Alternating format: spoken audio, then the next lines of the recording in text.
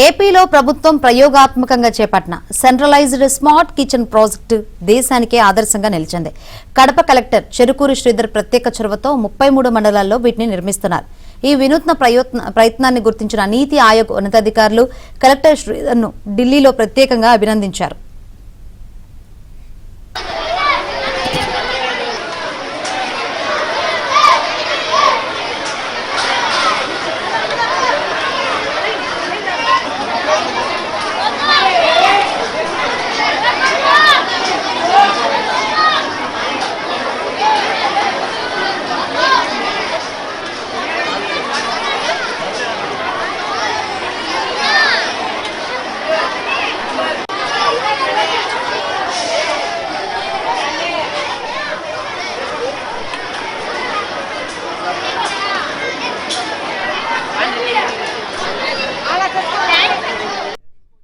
Collector Cherukuri Sridhar ప్రత్యేక చొరవతో నిధులు సేకరించి 60 లక్షలతో ఒక్కో కిచెన్ నిర్మిస్తున్నారు.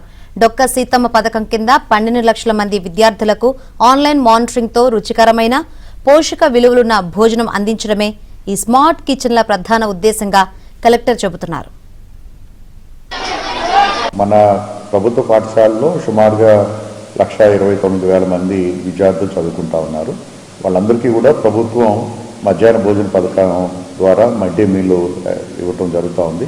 అయితే ఇప్పుడున్నటువంటి విధానంలో హైజీన్ కానివ్వండి, లేకపోతే స్టాండర్డ్ కానివ్వండి, లేకపోతే సరైనటువంటి రుచికరంగా లేకపోవటం వల్ల వాటిలన్నింటినీ కూడా ఒక ఇండస్ట్రియల్ స్టాండర్డ్స్లో మనం పూర్తి స్థాయిలో శుచి కానీ, శుభ్రత కానివ్వండి, టేస్ట్ కానివ్వండి, ఇవన్నీ ఉండేటట్టు స్మార్ట్ కిచెన్స్ని మనం ఏర్పాటు చేసుకుంటా ఉన్నాం. ఇప్పుడు జిల్లాలో ఇప్పటికే 5 స్మార్ట్ కిచెన్స్ రన్ అవుతా ఉన్నాయి. ప్రతిరోజు కూడా 10,000 మంది చిల్డ్రన్కి ఇప్పుడు సర్వ్ చేస్తున్నాము. సో ఇది ఈ కిచెన్స్లో వచ్చినటువంటి ఎక్స్పీరియన్స్ని అలాగే అనుభవాన్ని దృష్టిలో పెట్టుకొని జిల్లా వ్యాప్తంగా 33 మండలాల్లో కూడా మనం ఈ స్మార్ట్ కిచెన్ని ఇప్పుడు సర్వేగంగా డెవలప్ చేస్తూ ఉన్నాము.